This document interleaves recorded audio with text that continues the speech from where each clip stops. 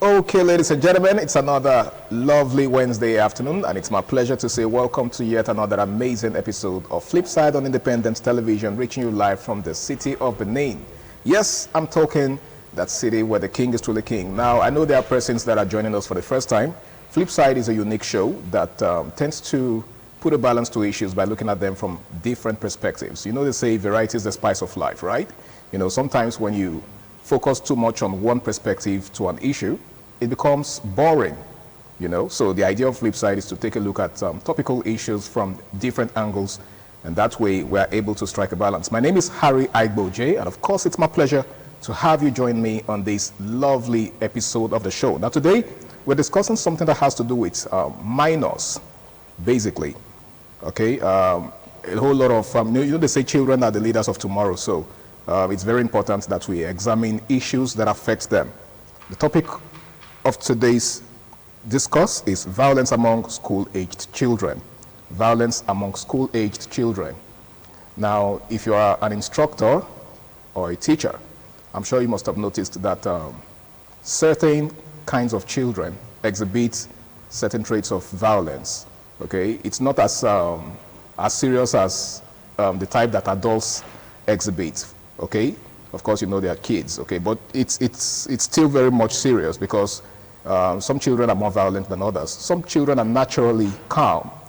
They are naturally, you know, easygoing, less troublesome, less aggressive, and all. But there are some who just have this natural tendency to, you know, stir up trouble. It's not that they are bad. Let's get that straight first of all, okay? Because the fact that your child is violent or aggressive, I think that's a more passive word. Doesn't mean that the child is bad. It just means that the child is wired that way, perhaps as a result of certain circumstances. And those are the circumstances we intend to take a cursory look at on the show today. Now, I've got two powerful, two strong women in the house with me.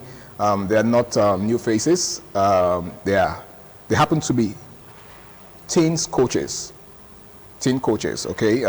They are women who are passionate about young people, especially teenagers, okay? One of them deals strictly with teenagers, while the other deals with, I think, children, maybe below the ages of, say, 15, 14, or thereabouts. Now, to my far left is someone who goes by the name of Mercy Onyo, and just like I said earlier, she is a teen coach. It's good to have you in the house, Mercy. Thank you, Harry, for having me. Good afternoon. Good afternoon, and it's great to have you on the show. And of course, seated next to her is another teen coach who goes by the name of Abigail Airobahi. Welcome on board, Abigail. Thank you, Mr. Harry. Good afternoon, viewers. Yes, good afternoon. And it is indeed an amazing feeling to be seated with two powerful women. I'm glad to be in your midst. Okay, so let's set the ball rolling. It's a very important topic that we're taking a look at. What are the most common forms of violence experienced by school-aged children? In what ways does violence manifest among school-aged children? Who would like to take the first shot? Abigail or Mercy? Okay. All right. When we look at violence among school-aged children, you know, generally violence is understood as kind of intentional and aggressive behavior that intentional. Yes, is intentional. That is designed to cause harm or disrupt the learning environment and make others feel unsafe. Now, when we look at violence among school-aged children, it's talking about any form of aggressive behavior that occurs within the school environment or maybe around the school environment. Even it may be when the children are in class, in the classroom, in the playground, okay, or maybe on their way home. And the types of violence within the school encompasses a range of, let's say, physical, psychological, and even sexual acts that is perpetrated by peers in and around the school environment. When we look at physical violence, it has to do with when children inflict physical pain On other children? on other children, like pushing, eating, slapping. And sometimes you can, if you're an educator, you realize that there are times that this behavior is common amongst children. So it now falls on teachers to educate. There should be rules and regulations in the classroom. For instance, you can tell the younger children, you can tell them, keep your hands to yourself. You don't use your hands to communicate, because there are some people, their hands is kind of faster than their mouth. So it now falls on, at home we have the parents talking to the children. Then in schools you have the teachers. So that's the duty of teachers to ensure that the environment, the learning environment is safe for the children. Then we also have psychological violence. When we talk about, look at violence is psychological too. Psychological violence, that's to do with cases that borders on abuse, verbal abuse, insulting someone, body shaming them, or kind of, it can also involve social exclusion or excluding someone from a gathering or from playing, a circle. Yes, in a particular, being friends with a particular group. Then we also have bullying. Bullying is also a form of violence, because you cannot talk about violence without talking about bullying. Because when we look at bullying, it's like an unwanted, like an aggressive behavior that occurs, a pattern of behavior that is carried out against the victim, and is intentional. Is like something that occurs repeatedly. For you to say for you to classify an action as bullying, it has to be something that has, like, the perpetrator, the aggressor, keeps on doing that particular thing over time. So one thing about bullies is that they pick their victim. They usually go for children, children that they perceive as kind of weaker than them. So we have cyber bullying, that's kind of bullying that takes place on the internet, sharing of jokes, rude jokes about your classmates or about your friend, posting their pictures without their consent and stuff like that. Cyberbullying is also there. So these are some examples of violence that takes place within the school environment. It's quite interesting to note that violence is way beyond physical. It could also be verbal, from what you've said so far. Okay, Mercy, I would like to know, how does exposure to violence, influence children's behavior in school? Okay, I'll take it from. Let me take it from the home front. Let me share this story of a boy called Shinedu. Very amazing boy. But from the house he comes from rather, the father and mother, they are always fighting. They are always quarreling, they are always at edge at each other. So the boy now pictures the, children and human generally, we mirror what we see. True. Yeah. So that's foundation already. He sees the parents always at loggerhead at each other, shouting, even the silent treatment. Even if the parents teach him otherwise? Yes. Even if the parents are telling you are not supposed to be behaving like this, but what they are telling, they don't do it. Because, some people express their frustrations differently. So when this child sees these things, and when you leave children to themselves like that, you don't process it with them like, sorry, I was, I and daddy, we had issues. This is the reason. Or better still, don't even quarrel in their presence in the first place. Beautiful. Yeah. So you see, I've seen it firsthand, physically. I've seen it. I've come in contact with parents who go at each other in the presence of their children. And you see those children, they internalize those things. And before you know what is happening, when they go to school, that fear from the house is already there. They are not themselves. So when they get to school, you see them quiet. Any little thing, they want to respond, they respond aggressively. They respond shouting. They respond, because of where they are coming from. They feel that is the right way to respond. So they're already used to that lifestyle. Yeah. Okay, Abigail, you have anything to add to that, or you want to do the same line? The exposure, the home factor plays a huge role in child upbringing. Okay. Like child psychologists will tell you that they favor nurture more than nature. So I don't think that there's any child that is born to be problematic or that is born with that aggressive nature. man at birth is a tabula rasa. Man is a clean slate.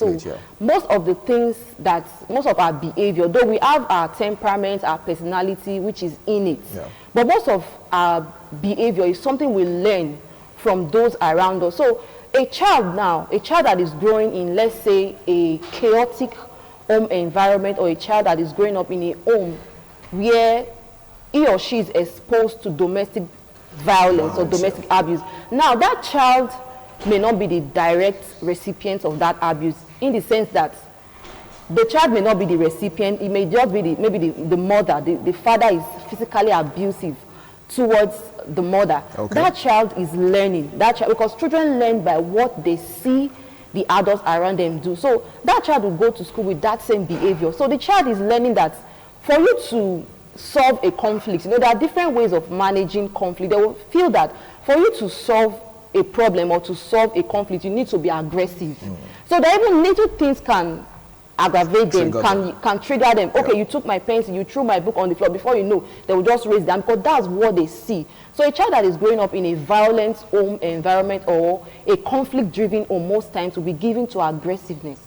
So does that mean that children who are given to, or who are used to dialogue as a means of solving problems, are naturally going to move in that direction? That's it. You can't give what you don't have. Okay, thank you so much. I would like to ask this too. To what extent does social media and online communities contribute to violent behavior among young people? Abigail. Okay.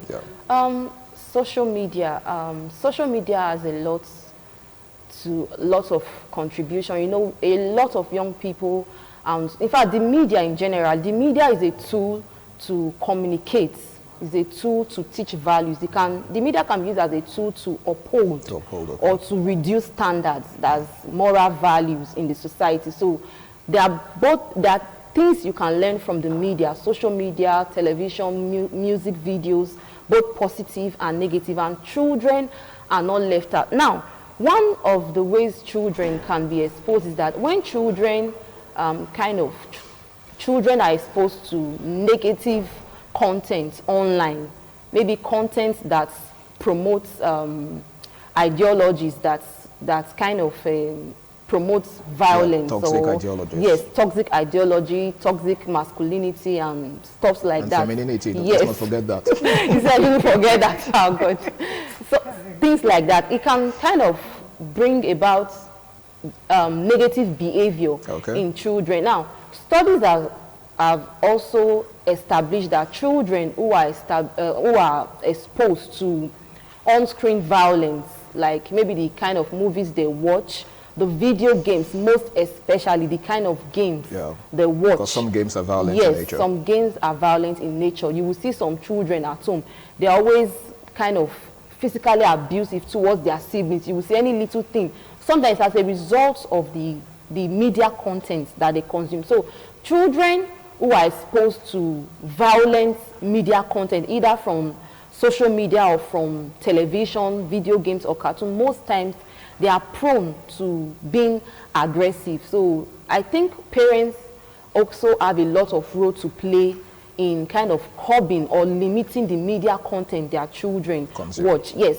Okay, there was one, there's this news, I think some months back, I saw this news on Facebook about a 12-year-old boy that used a baseball bat to hit his mom on the head because the mom told him to put his phone away, to stop playing on his phone. Now, the mom died, the woman died, she lost her life. There are two things I can deduce from that unfortunate, because it's an unfortunate incident, because I can't really imagine a child, a 12-year-old, in fact, a child at any age, you will raise your hands on your mother or on your parents. I cannot imagine that. Now, the first thing I would take from that is that it's possible that the parents, they enable that child.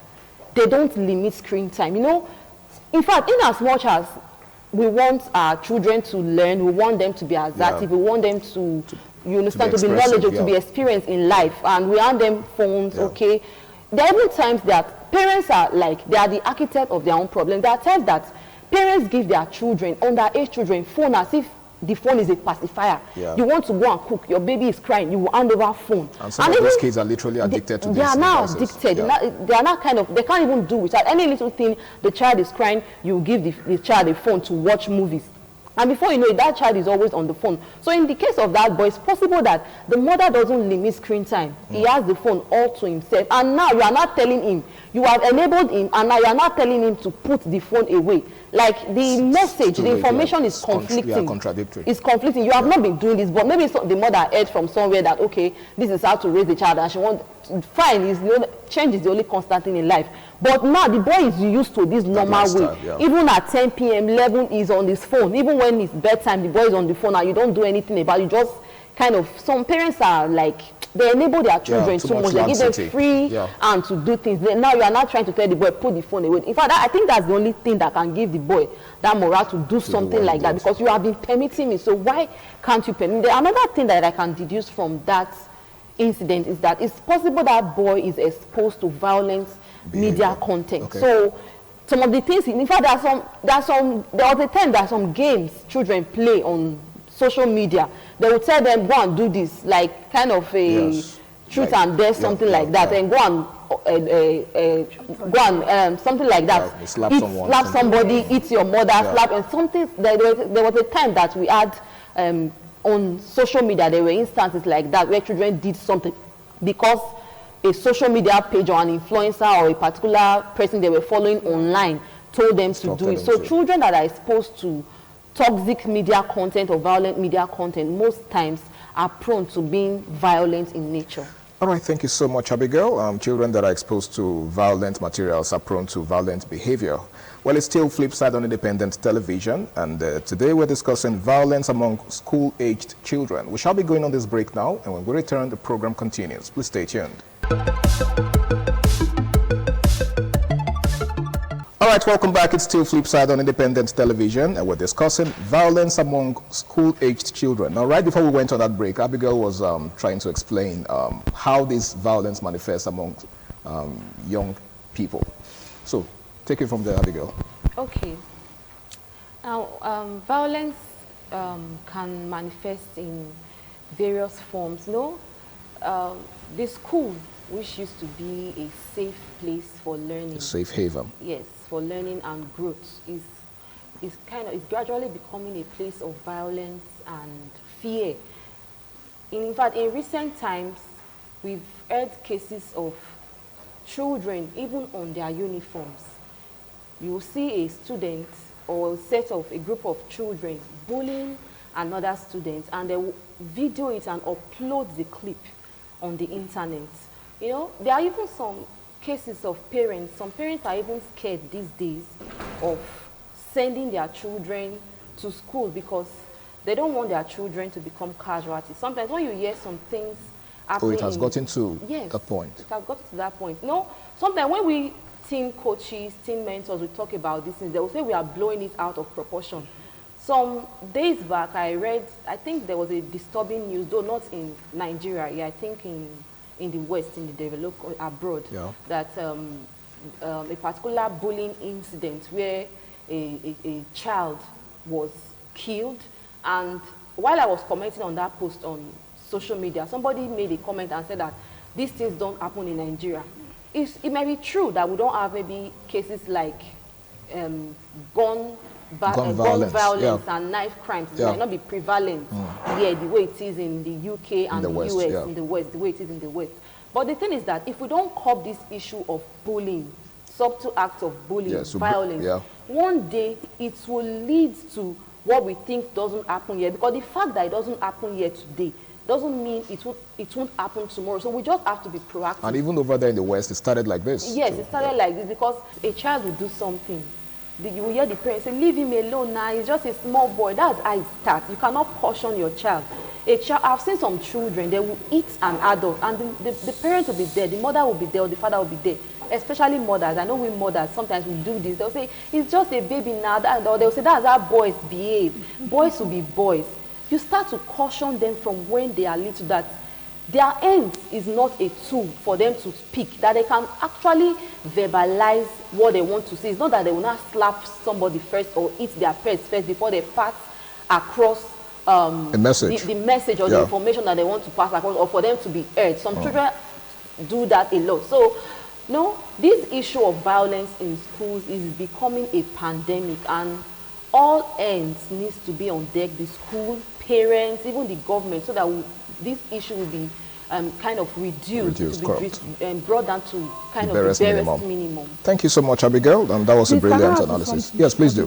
Yes, you know, you mentioned something happened in the West. It's happening here in Benin. Yes. I know. It's just that it's not in the same, magnitude in which it's happening there. Yes. There is this issue. I think some time ago, this mother, she reached out to us and she was crying. He said they had to relocate the son out of Benin City, out of Edo State, not just Benin City, because the child, he got to understand that this particular student, there was a day in school, he hid inside ceiling so that those bullies will not see him to that extent. So, and when he got to, he couldn't tell the parents because they've already threatened him. If you talk, when he gets to school, they take his money, they take his food, his valuable every day. So that fear made him to be hiding away from those bullies. Yeah. So he got to the notice of, I think, one of the teachers, and drew the attention of the parents. So they were scared, and they told him they are going to kill him. They had to whisk him out of Edo State. So schools and parents need to pay attention to their children. Because when your child comes back home and the child is not the way he used to, a child that is, playful, that is outspoken, a child that is, when you see that child, you know that this child is okay, but suddenly the child is becoming withdrawn. He's acting strange. Then you know that something is underneath. So we really need to pay attention to this. Menace. It's indeed a menace because just like Abigail said earlier, if it's not curbed early enough, it's going to become a monster that we're all going to be running helter-skelter from. Now let's examine the role that early childhood traumas play in shaping the minds of children, as regards going violence. Yeah, so what's your thought on that? Yes, that's a very, very serious and critical aspect we should look at. Parents, it all boils down to parents in the home front. I tell parents that you can put away your pride and sacrifice. Let the house be peaceful. Let the home be peaceful for the sake of your children. Fine, they should already ask to come. When you keep on, fighting each other, the husband is beating the wife is beating the husband. There's a case of a child. Wives beat husbands too. Yes, they do. Okay. There is a case of this child that went to school and they asked them to write about their families. After that, the parents were not even aware. By the time the child, they sent for the parents, they sent a letter to the parents that come to the school. Okay. When they came to the school, and the teacher was telling them, the reason why I sent for you guys is, look at what your son wrote here. Write an essay. And your son just wrote, in my family, my mommy beats my daddy. Yes. And so that thing, it has traumatized the child that he could not express, there is nothing he can say about his family. Yeah. So that's a very huge... That was a child speaking from experience. Yes. So please, parents, let's pay attention to the way we behave. Let's pay attention to the way we care for each other at home. I tell parents, the greatest gift you can give to your children is your love for one another. Let your children see that you, the man, you love your wife, and you, the wife, you love, you honor, you respect your husband. When children grow up in such an environment, they are confident, they are loving, they treat people with empathy. They don't do things anyhow. They name their emotions. Okay. They name their emotions. You see that they are healthy. So the home front is very critical. All right. Very critical in raising children who are sound and not traumatized. Okay. The greatest force on earth is love. Yeah. Isn't that how you put it? Yeah. I'm just paraphrasing. Words on marble. Well, it's still Flipside on Independent Television. We shall be going on this last break. And when we return, it will be time to wrap things up on the program. Please stay tuned. Okay.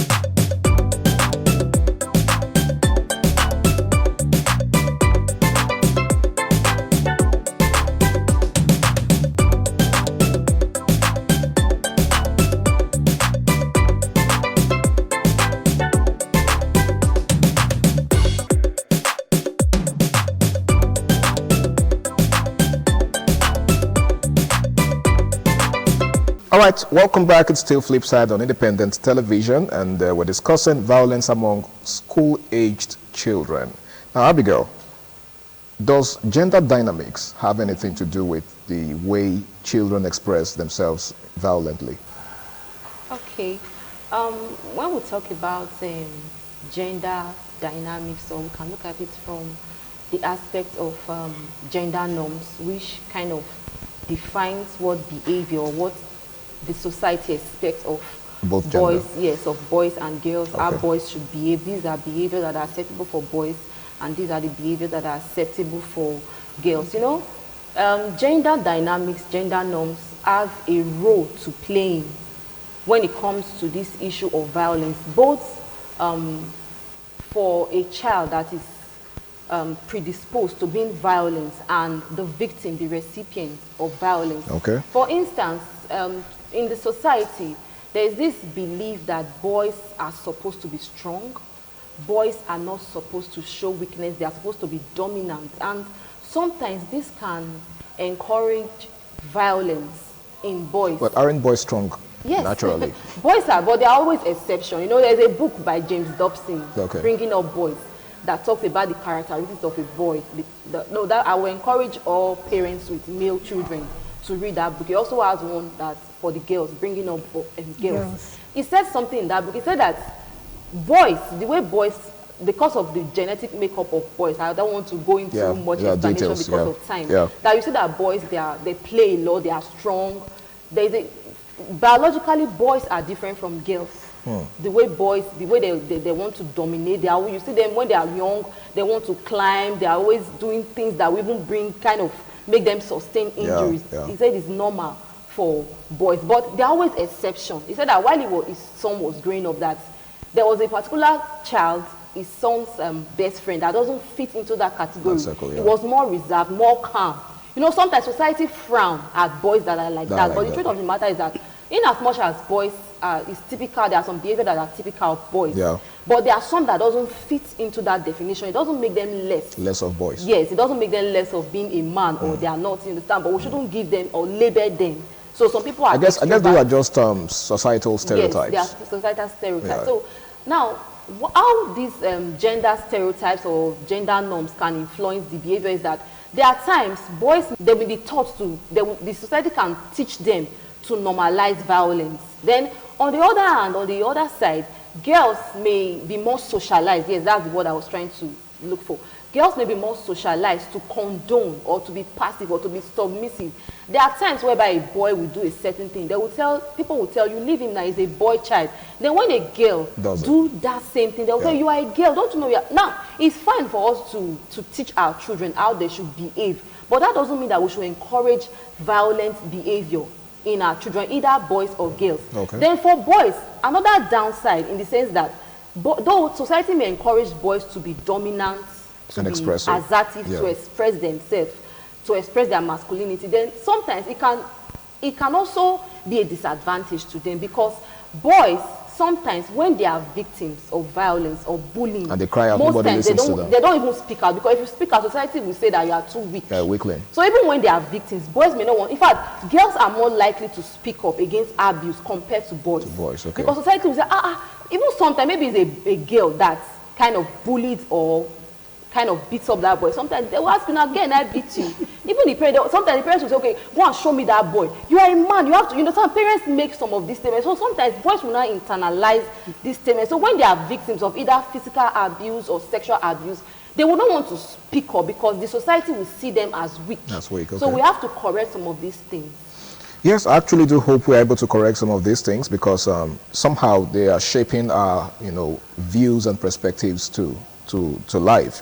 All right, let's examine this particular one. What are the warning signs that a student may be at risk of engaging in violent behavior? Mercy. Okay. Are there any warning signs?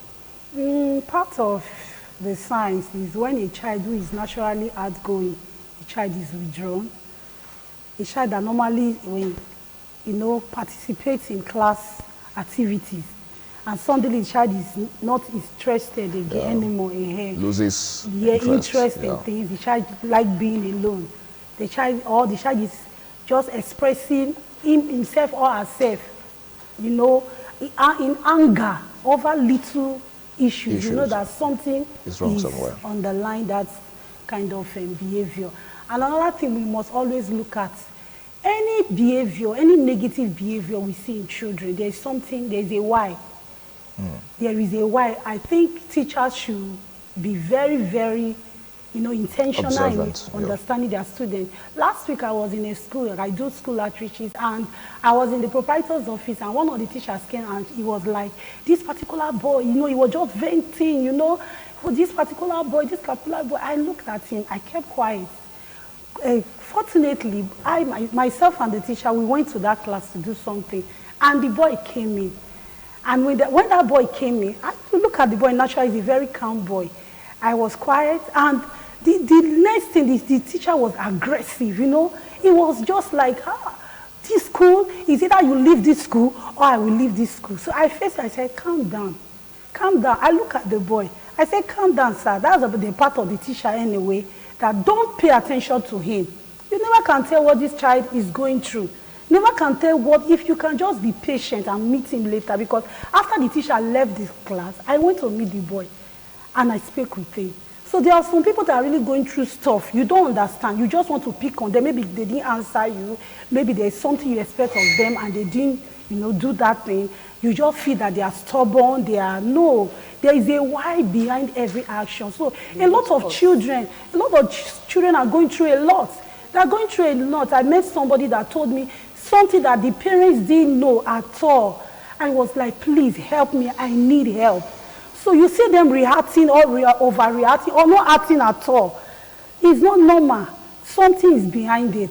So when you see children who normally do things, maybe their school, their academic work, they are no longer meeting up. Naturally given to. Yes, they don't do their assignments. They write tests. They used to get 50 over 50. Now they have 25. You know that something is wrong. So if the teachers and parents can, you know, pay attention to the students, you know that you are not just teaching for money. You are shaping destinies. Yeah. Yes, you are shaping destiny. You are imparting the next generation. You should be able to calm down and look at these children. When you notice anything, get them to talk to you, get them to know what they are going through. I believe, yes, it's going to help the children. I'm glad you mentioned that, because that will lead me to the next question. And I'm also glad you are in the field of you know, teaching and instructing, right? Now, what training do you think teachers should receive to be able to identify and respond to violent tendencies in children? Wow, that's very good take, yes. Teachers really need to be trained. I was telling Abigail behind the scene that there is a school that invited me to talk to their teachers. And you know, teacher-student relationship. Teachers really, and unfortunately, schools don't pay attention to these things. They feel it's nothing. And we have few people who have this passion for this younger generation. They are very few. So I think school owners, the government, they should please, I'm begging, they should train their teachers on emotional intelligence. Emotional very intelligence. Very important, yes. Okay.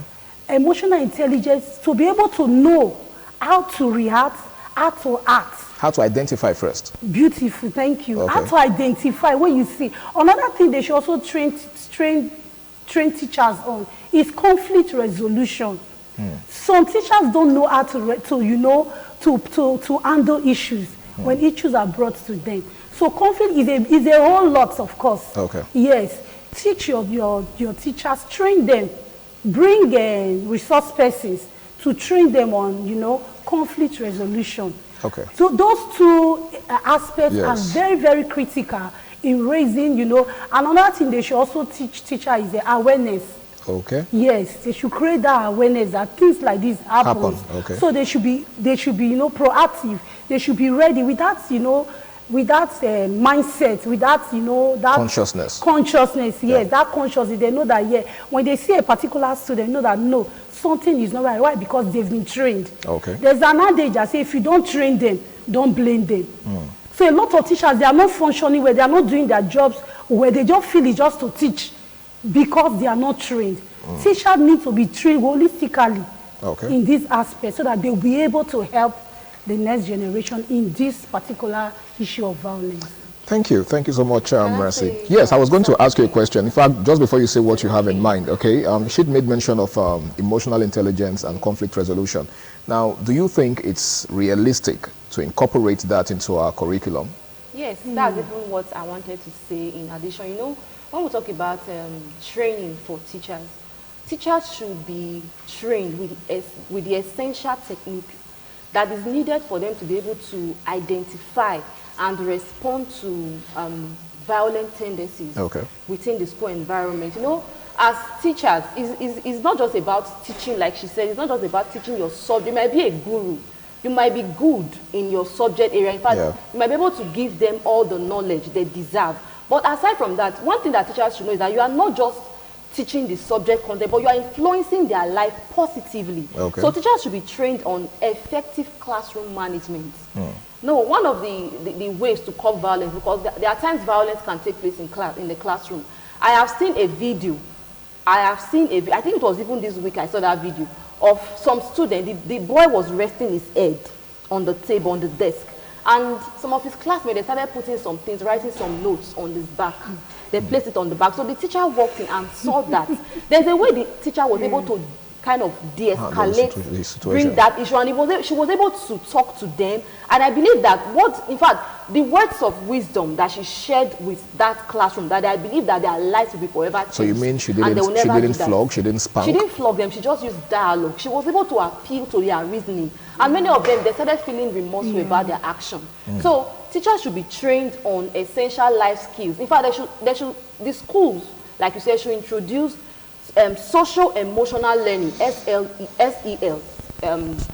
childhood educators will call it SEL, social emotional learning, and it should be integrated into the curriculum. Now, this social emotional learning teaches children about empathy, resilience, critical thinking skills, emotional regulation skills, conflict management. So it should be introduced, as a matter of fact, into the curriculum. So teachers should be trained on how to respond in cases of violence. There are some teachers that don't know how to manage conflict within the school environment. Some of them have a favorite student, or you understand, they want to support. Personal favorites. Yes, even while I was in the educational sector, I have seen teachers that would deliberately say, I will not enter a particular class to teach because I don't like the students. Wow. I have seen teachers do that. I have seen teachers that, like, they keep malice. In fact, it's not, when we talk about this issue of bullying, it's not only students or peers. There are teachers that bully children. And that should also be addressed. There are some teachers that are bullies. They will pick on a child. I remember when I was growing up, there was this, I think it was cultural dance or something. A particular teacher said that I will never participate. I don't know why she picked on me, why she didn't want me to participate. So a senior student now called me and said, okay, you do this dance, can you do it? I said, I can do it. She said that, you dance well, so why doesn't she want you to include you? Understand? There are some teachers that they just pick on a student. I don't know the reason, the personal reason they have against that student. So teachers need to be trained. It's not as a teacher, you are a guardian. You are not just a teacher, you are a counselor. In fact, you are like a therapist to the children in your class. You should be able to spot when they are having emotional issues. There are some issues they will be having at home. You as a teacher should be able to spot those issues and know how to come in or how to bring the management into it. I remember while I was still in the educational sector, I've seen some students that cannot walk up to their parents to tell them some challenges they were having. There was a student that I was able to help. She was having a particular health challenge, something very personal. So when she brought that issue to me, I was able to solve it. And even till this day, she is always grateful for that particular experience. It was an health challenge. She couldn't speak to her parents about it. I told her, okay, these are the process we are going to, since it's something that has to do with the females. I told her I would not want to relay this to myself alone, because tomorrow something might happen and people will ask me, who did you take content from before you took this girl for checkup? So I had to involve the principal, who was a female, and she gave me the go ahead and said, okay, do this. At the end of the day, our mother got to know about what we did, and she was even thanking me that, thank you for taking the bold steps. So as a teacher, you should be able to spot some issues, emotional or psychological issues, that the children in your class are going through. I totally agree with you, because I, for one, believe that not everyone belongs in the teaching circle. You understand? I feel like some persons are just in the teaching sector because of the need to make ends meet, right? So because there's no job. There are no jobs, you understand? But I feel like if you don't have a passion for children, then you have absolutely no business teaching. And You that's understand? why they should be trained. Yes, training is very important. Yes, And you know, when you talk of training, the first thing that comes to my mind is, the teacher training. No, not the teacher training. Okay. Training them on these aspects, this, therapeutic aspect that Yeah, she said, that all yeah. teachers should be therapists. Well, isn't it possible to incorporate it into the teacher training college Yes, and it's stuff? Very, very, and I think it's one of the things they do. They must be teaching them those Yes, those during stuff, their Yes. teacher's but training. it should be re-emphasized. It should be Okay. repeated because this is a real life. This is a normal thing you meet Yes. every day. So this particular aspect of relationship between teachers and students, Emotional intelligence. should be re-emphasized at least every time. They should do it twice. Okay. To keep the teachers on their toes, to know that, yes, you don't just maltreat students. You don't just follow students the way you see them. Things are happening. Is it possible to have disciplinary boards that monitor teachers and ensure that they are able to, live up to expectation in this regard, especially as regards, practicing what they learned in their teacher training, colleges? Is it possible to set up such, I think that most schools have that in place. There is a way they checkmate the teachers. Like when I was seeing the educational sector, there's something they do at every second term. They will tell the student to write about the teacher. Now, when the student assess that teacher, it's not just about your teaching. It's about your character, the things you say, your dressing, And the way you everything. relate to them, true. The stories you even share. It was even sometimes when you read some of them, because I was opportunity to be part of the disciplinary committee at a certain point. There are some things that you will even hear, and you'll be surprised that a teacher said this. There are some Sometimes, things yeah. that some teachers will say to a student that even a teacher is not even supposed to say that thing to a child. I have seen teachers that go to class, they won't teach the subject area, they'll begin to talk about their life. They will tell stories, what they did when they were, in fact, some of them will even talk about their activities with their spouse in the classroom. So I believe that all schools have a way they checkmate. If at any school that is not willing to do that, that means they don't want to grow. So schools should have a way, as you are assessing the work, the academic work Yeah, of the academic children, work. you should be able to assess the work of the teachers, not just about what they academic teach, work, yeah, their also in character. terms of their character, in terms of their moral upbringing. conduct, yeah. So I know a particular school that said that if you want to teach in that school, you must be someone with a kind of you must have a kind of a high strong IQ? Okay, moral compass, okay. Because sometimes there are some teachers that can mislead the younger ones. So there are okay. some schools that do that. They checkmate the teachers. All right, Mercy, is there any correlation between substance abuse and violence amongst young people? Yeah. Okay. Definitely, when you take alcohol or you take drugs, it alters your system. Yes, alcohol and drugs is not just a coping mechanism, because I met a youngster who told me that, I asked him, why are you taking drugs? He said, that's my coping mechanism. One other guy was telling me that when things are going wrong, he just wants he doesn't want to think about anything. He wants to will clear just clear his mind. that Yes, works. say it will just be calm. Why some, when you take, this thing has capacity. When you take the one that is beyond your strength, your capacity, you now start Begin to misbehaving. react. A young guy carried bottle and was destroying everything. One even stabbed the mom to death because of Substance abuse, abuse. So definitely there's a strong relationship between substance abuse and Yes, behavior. Abigail, this happens to be your jurisdiction. I'm sure you'll agree with me. So have you experienced in real time how substance abuse influences young people to indulge in violent behavior? Okay. I would say, like, for somebody, it's not just about maybe my work with teenagers. Like, when I was growing up, I grew up in, like, the ghetto, like, The hood. the environment where I grew up in, like, these things were normal. Yeah. Cultism, gangsterism, Alcoholism, and substance stuff abuse and like stuff. that. Yeah. So I've seen firsthand what effects of drugs can do. I remember there was this this one is even a girl. She took drugs. I think that was the first time that she took those drugs, and she started misbehaving. They had to bring her to the church. She was even the one that told them that my church is not far from this place. Please take me to my church. She was on the effects of the drugs. In fact, the way that girl was displaying, there were so many things that she said then. In fact, when you see a person that is under the influence of drugs, they can do something, and they can even injure themselves. They won't feel the pain. That they can even kill some things So that their normally bodies they are don't want literally to do. numb Yes. to pain. things that they cannot do normally, they will begin to do those things. So when somebody is in that mood, they can take a life. So even when they do it, they won't even know that this is what they have done because they are under the influence of. So these are things that is not something, it's not a feeble, it's not a yesterday, they happen all the time.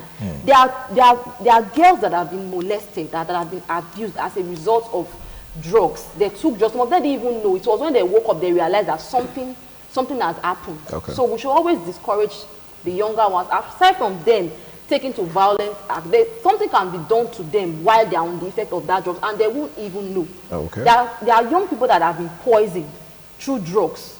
They will just inject that thing into their drugs, and the thing will just destroy their system. And before you know it, they'll begin to have health issues, or they will just lose their life as a result. So there's a relationship between drug abuse and... Amazing. Now, how does academic pressure, contribute to the rate at which young people express themselves? You understand? For example, there are children who just emotionally explode sometimes, perhaps as a result of the pressure, the academic pressure that their parents are mounting on them, right? So how does this manifest, in practical? Okay, I think it has to do with some children, they lack emotional regulation skills. They find it difficult to manage their emotions, especially when they are stressed, especially when they are going through tough times. So because of that, even we adults, sometimes it happens to us. You came back from work, you are really tired, you just want to rest, or maybe your boss, something happened in the workplace, and at that moment your child will just come and begin to tell. In fact, is that most times children are like that. When you're having a bad day, sometimes that's when they want you to come and play with them, and there are times you will just flare up. Like she said, there's a need for you to apologize. I'm just saying in the case of an adult. So there are times you just explode. Please leave me alone. Can't you see I'm tired? The child doesn't understand. They want you understand. But the same way we adults have burnout, we are tired, we are frustrated. That's how children it can also occur to children. So that's why, as we are teaching our children, we want them to be the best in their academics. We should also teach them emotional regulation skills, how to regulate or manage their emotions, especially when they are stressed out. In fact, it takes a whole lot of kind of anybody that can do that when you are stressed, and you can still maintain your sanity, you can still maintain your tone, the way you talk, the way you relate. Because there are times, there are some people that are not prone to anger, they are not prone to being aggressive or violent.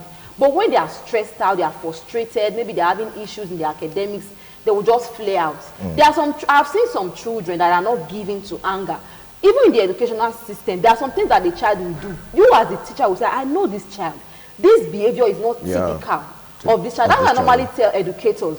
When it comes to this issue of bullying or violence within the school, one thing that I will always tell teachers not to do, don't pacify the victim. Some teachers do that. They will say, maybe a child came to report to you and say, John slapped me, John threw my book away, or this one did this, and you say, sorry now, sorry, don't you know? Don't do that. Teachers should never do that. What you should do, you call the perpetrator. No, it's not just about you telling the victim. Now, when you do that, you are passing a wrong information to both the aggressor and the victim. Because that way, just imagine, if I keep on reporting something to you as a teacher, and you don't do anything, you are forcing me to take the law into my hands. Because one day I will retaliate, and my comeback might not be palatable. That's why I always tell children, teenagers, when I work with it, I tell them that you should be careful in life so that you will not become the villain in a situation where you are supposed to be the victim. For me personally, I don't want my child to be the villain or the victim. But being the villain is worse. Because just imagine now, somebody pushed you, or somebody did something, somebody slapped you, and you decide to retaliate. Then you now push that person, and the person fails, and there's a sharp object there. Or the person is having an health challenge, and the person was not too fine that day, and they are the one that came to look for your trouble.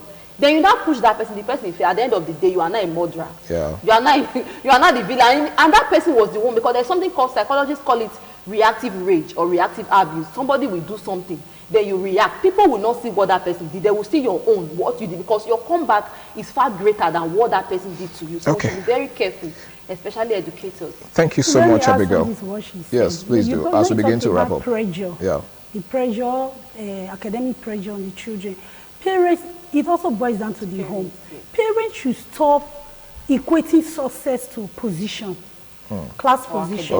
Academic excellence. Beautiful. They shouldn't do that. You know, recently, this last jam that took place, a girl took her life.